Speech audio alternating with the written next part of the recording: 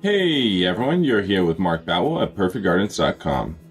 So I ended up meeting a gentleman on YouTube named David, and he had a couple questions, and I thought it was interesting enough to do some additional research for everyone to do some comparison differences, because I talk a lot about Colorado and California. Whenever I get the opportunity to get with a client or help out someone outside of the United States, I love it because it also broadens my awareness on what type of climates are happening in different parts of the world and what's actually going on. So often we watch things going on YouTube, and you really don't know what is real unless you actually see it or know someone that has experienced it. I personally don't believe anything. I watch something, I take into consideration. I really don't believe the media that much, so it is really hard for me to believe anything outside my current environment. I know there's a lot of bad stuff out there in the world.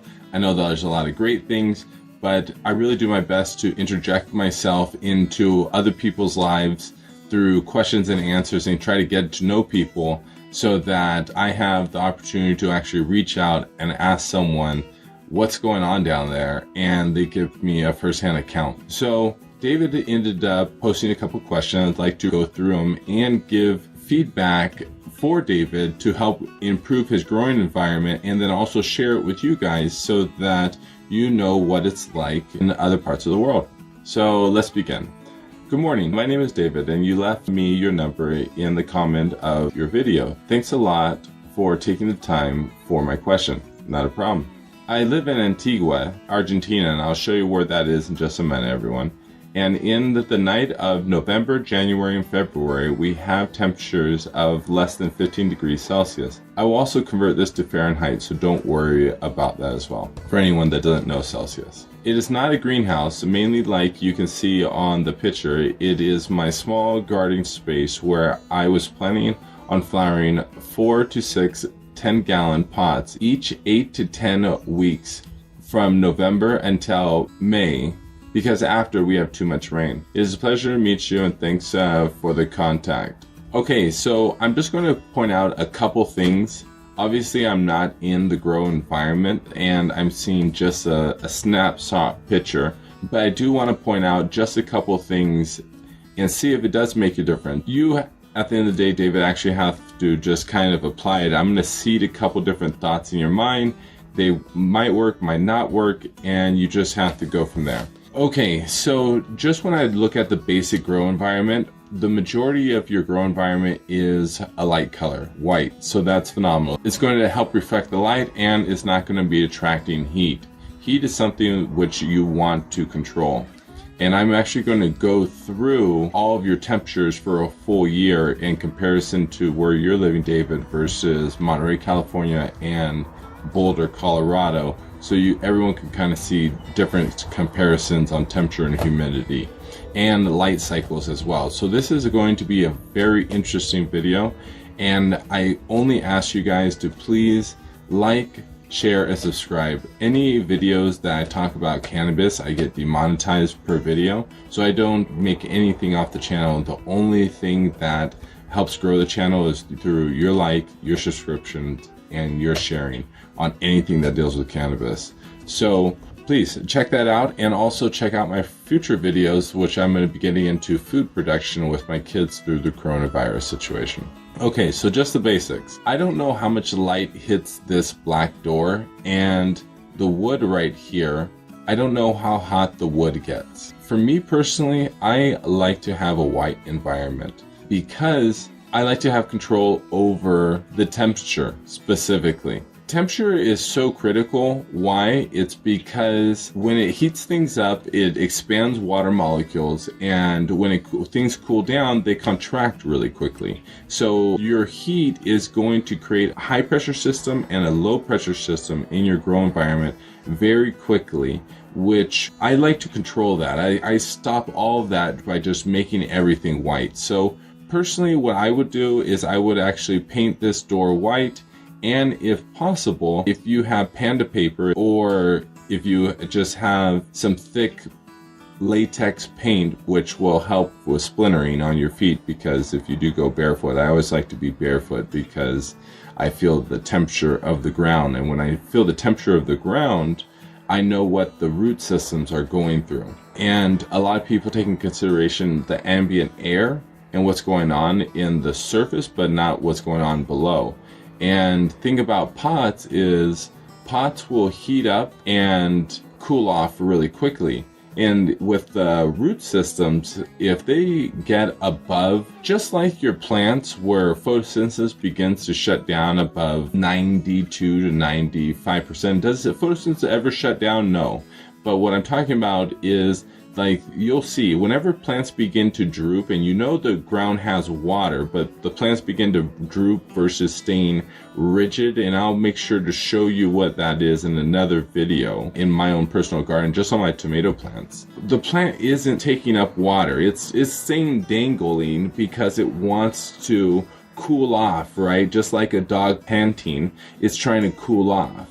But in this whole entire process, it takes energy to convert nutrients. It takes energy to pull the water up from the root system up to the leaf surface. And when the root system is overheating and the ambient air is hot, you kind of have a double whammy. And I'm talking in general because I actually checked out your weather conditions and you actually have really good temperature. The thing I'm talking about though is whenever you're growing in pots, you really just want to be extra careful on your temperature on what it's sitting on. And I don't know what it is. You said that on another post, and I'll make sure to get it, you get light from 9 to 4. So no matter what, it's going to be heating up this space. And I don't know how hot your pots get, and I don't know how hot your internal soil gets. So if you just did that, I probably would say you're going to get more control of your grow room.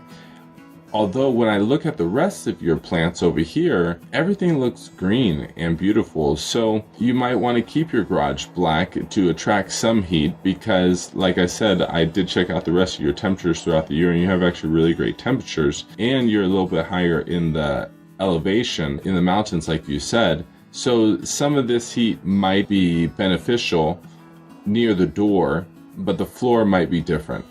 And so you might end up going white here and stay black there. Make sure to be putting your hands on your environment as the sun is moving throughout your grow space and just get more in tune to your grow space.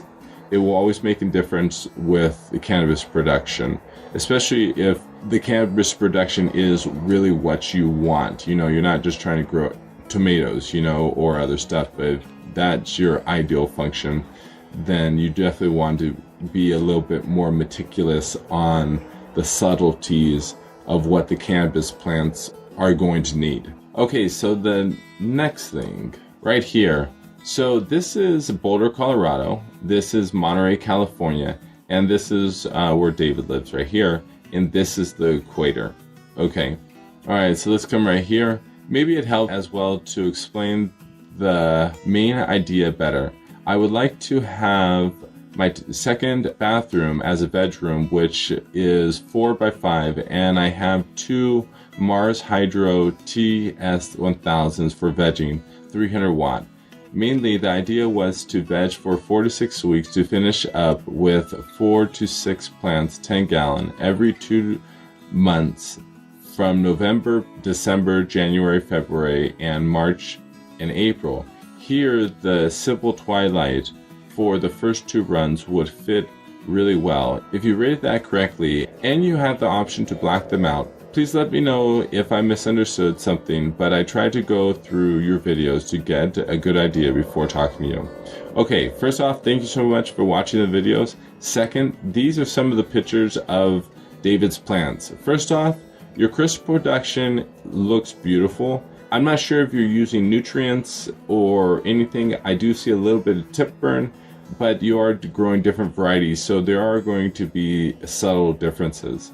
The climate in date is not 100% accurate because the weather station is down in the valley basically, and he lives up in the hill, which is 2 to 4 degrees cooler. Because every 1,000 feet you go up, you actually drop in 2 degrees Celsius. So everyone to keep that in mind wherever you're living.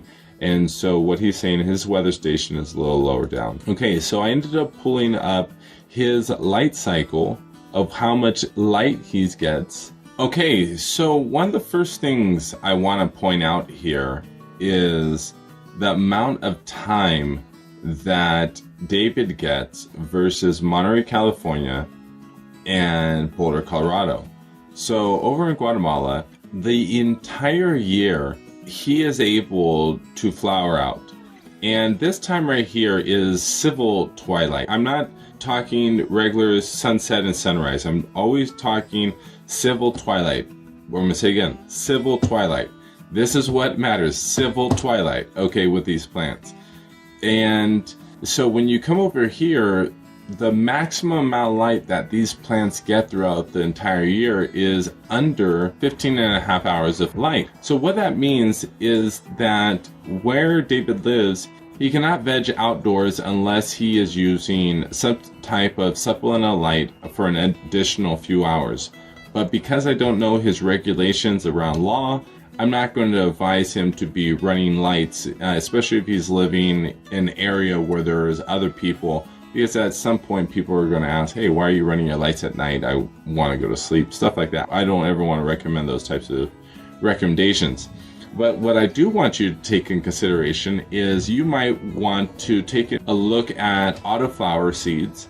Although sometimes they don't give you the highest quality, but they are getting better year after year. Literally in just the last 10 years, they have gotten significantly better in quality in THC, CBD, CBG, whatever you're looking for. So if you can find a quality producer, that might be an option for you. An additional option is to just go from seed, because seeds will not flower out for the first 6 weeks, no matter what. So they all go through a pre-flowering process for about 6 to 7 weeks. And in that entire time, you can actually also veg them outdoors. So if you're planting your seeds at the right time, they pop and you put them outdoors, no matter what, they're going to keep growing in a vegetative process for 6 weeks. And then when they start to flower, they will then continue to keep growing for another 2 or 3 weeks while they're flowering before they stop actually growing vertically and begin to focus in on flower production. So in this situation in Guatemala, if you could find a good supplier of seeds in your area, or you take the chance on ordering in a bulk of seeds, I'm not ever recommending those types of acts. You have to make your own decisions in life. I'm just letting you know that in this situation, if you actually went through the effort of putting your light outside and just giving nice quality light for all your plants outside in that area where you're growing at, that might actually be more ideal, because you actually have literally throughout the entire year, you have 12 hours of civil twilight, which means from when the sun comes up, it's not going to be awkward you having a light running for 9 hours throughout the day outside, or 10 hours, or even 12 hours the whole cycle, because right when the light comes up, the sun's coming up, and right when the lights go off, the sun's coming down. And again, if you could black out, I don't know your ambient light around you. If you do have a porch light, if you have light coming in from the street, it's seeping in, I would highly recommend you go through the effort of blacking out experience, because first off, light leakage from yourself seeping out, and people light turning on early in the morning, people might ask one day, and you don't want the attention, of course. And again, if it doesn't matter to you, I apologize, keep bringing it up. I come from an old world paradigm, so I still take it into consideration. Because you're only trying to grow a few plants, and let's say you have a cycle on your seeds, and if you want more help, I can produce another video on creating a cycle for your seeds. You let me know that. But if you planted your seeds and you put them outdoors, and again, your seeds aren't going to take up a lot of space. They're going to be really small, and you'll probably be able to put them in smaller pots. And this is where keeping control of your grow environment, like we talked earlier, will be ideal, because you're going to have less soil. There's going to be less insulation. There's going to be a faster increase and decrease in temperature in your soil, especially if you're using less of it when you start seeds. But you control that environment, you're going to have less worry, especially also if you get pots that aren't dark. Once again, clay pots, I think I saw clay pots, they're not bad. You have to put your hands on it, but I'm pretty sure the clay pots stay relatively cool throughout the day. At least my mom's and the ones we had on growing up, the thicker ones would always stay cool, which the plants would grow really nicely. Make sure to have your pots for your seedlings, especially if they're going to be out here, you're going to do it the way I'm kind of describing it. But if you end up putting a light over it, and basically one nice light, it could be just an additional, you have those 300 watts to use, that would probably be sufficient, maybe 2 of those. And you hang them kind of like over your plants, or maybe sideways in a sense, because I do see that when you hang these lights, or the lights that I'm kind of imagining in my mind, you might want to use something that has as a little hood as possible, because obviously you're going to be wanting to max out the sunlight as it's going overhead, and you don't want the sunlight to be blocked by the hoods. So you might want to just use actually a bulb hanging. I'm not sure your light structure and what that actually looks like, if it's a high intensity discharge light or a T5. I apologize, I never saw the brand you recommended, but you're in a different part of the world, so it's normal. Sorry about that. But when I come over here too and I see your temperatures, and I know this in Guatemala, so you're going to be about 4 degrees cooler, but I was getting the highs and lows every day on the 1st of August on every month, 1st of September, 1st of October, all the way through. Your temperature right now, highs and lows, is 59 to 78 if I was going off what you're telling me, and I hope I get this close and all the way through. So your grow temperature is actually pretty ideal. Same when you come over here to Monterey, California, which isn't really the ideal grow temperature, but a little bit warmer would be ideal. You're right there with Monterey, California, so you actually kind of have the ideal growing environment for cannabis. I would say literally throughout the whole year, your grow environment's like perfect, and you have the perfect light cycle too for civil twilight. So if there is one place, and then when I come over here to humidity, this is where I see that you might feel or think that there's an issue, but this is actually really easy to fix, because if you did start to play around with creating a semi-greenhouse grow environment, and over time you're getting more selective with your strains and finding strains that were more resistant to mold, and you were doing a little bit better job at cleaning up your internal 1/3 of your plant, no matter what, like it's just your procedure to create good airflow. And potentially you might be running a dehumidifier, because we're not dealing with your indoor grow environment anymore, and you're running all of it in one outside area, which will save you money, time, and frustration. You might be able to begin to create this like perfect ideal grow environment for your seeds, which are going to be vegging naturally. You're going to be creating an ideal grow environment for your plants that are flowering, and you might have the chance, if you run a dehumidifier and just become really in tune to your plants and do preventative maintenance with the higher humidity environments, you might be able to get away with growing top shelf flower year round easier than most people and max out your grows. It really is. When you come over here to California, as you can see over here, we're able to veg outdoors for June and July. Same thing over here. Second it gets above 15.5 hours of civil twilight, the plants will veg, but the second it doesn't, the plants will begin to flower. And as you can see, there's a few months where it's a slow transition, but the rest of the time they will flower. But as you can see, 10 hours here, and the plants really don't have enough light and photosynthesis process, a lot of supplemental light. And then also you see the temperatures begin to decrease. 37, they get into freezing over here. Same situation over here. They get 10 degrees above freezing, which is not great for the plants. Humidity, as you can see here, we're dealing with higher humidities in Monterey. They're growing massive cannabis in Monterey, so I know it's a little bit different. I know you're dealing with a little bit more, but you can do it. I mean, you're only going to be growing 6-9 plants from seeds, rotation, and flowering out through a 3 to 4 month rotation process. So I would say instead of growing indoors, cut that idea and put all of your attention to outdoor. And if you go from seed, yeah, you might be dealing with male plants. Just plant 6 seeds. Consider 50% of those seeds are going to be male. So plant 7 seeds then.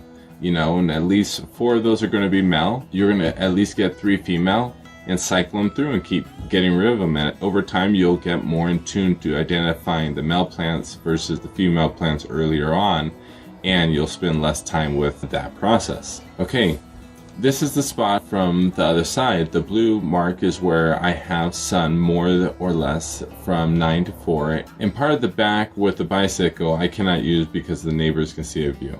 Okay, so right here, we kind of talked about it. You don't really want to be dealing with neighbors. So like you said, this is your ideal growing environment. And right here, even this shaded area, if you had a light here, you could be maxing out your grow space. And the seedlings don't need a lot of light. So once again, if this little darker area, if you ran a light, it would be some nice supplemental light, some nice sunlight, and you're utilizing your square footage with your grow environment with your sun. It's just ideal. That's master grower status right there. Like, I don't care if you're growing 3 plants. If you grow 3 plants consistently and get consistent yields, consistent top shelf quality, even if it's just 2 or 3 plants, you can get master status grower status in my viewpoint. It's the consistency of what matters in my viewpoint. That's what makes the difference between a novice grower and a master's grower, is being able to consistently grow a crop. Okay, so garden picks from international grower David. Here are some of his picks. Honestly, they just look beautiful, bro. You are doing a great job. And here's some tip burn, but this looks like a hash plant, I know that it has the thinner leaves, but I see this type of crystal production when using a high phosphorus product. I'm not sure if you are or aren't. I don't see a lot of crystal production, and I also see this type of hairy production on a hash plant as well. But hash plants normally have fatter leaves, and they're more of like an indica versus a sativa, and these thinner leaves are telling me it's more of a sativa. But, plants don't read textbooks, okay? So I'd be interested to kind of see where this one goes. All these other ones just look absolutely beautiful. All right, so he's doing some stress training, just maxing out the light. As you can see right here, he has those porcelain pots like I was talking about. I would recommend start building a compost bin and just recycle all your food. No meat products. Whenever you have any vegetative process whatsoever, get worms, get microbiology, probably put it over here in this corner area that you have. So now you're kind of, once again, you have your grow space, and now you have your work area, and it'd be nice to have maybe like a little compost bin where you recycle all your food, and then you're recycling your soil, so you kind of have a closed loop system throughout your entire grow area. And by doing that, you increase your microbiology and your compost. I guarantee you your seeds are going to start to take off sooner, and your plants are just going to go crazy. When I say clean up the bottom 1/3, in these smaller situations, no big deal. But if you are dealing with a higher humidity environment and you start to work with the greenhouse and do what we're just discussed, I would just create a procedure where you clean up that bottom 1/3 and don't allow any lower production, which will increase airflow and max out the chance for you to bring in your yield without any mold or other issues. But bro, you're doing a great job. I don't see any issues. And as you can see back here, you deal with literally 90% humidity throughout the year. And you were telling me this time frame was the time frame you want to grow it, but your plants just look beautiful. So I would go for it and try to just learn how to grow year-round in your area with seeds. All right, I hope this video was helpful. Thank you so much, Dave, for posting that information, and have a great grow, everyone. Please like, share, and subscribe.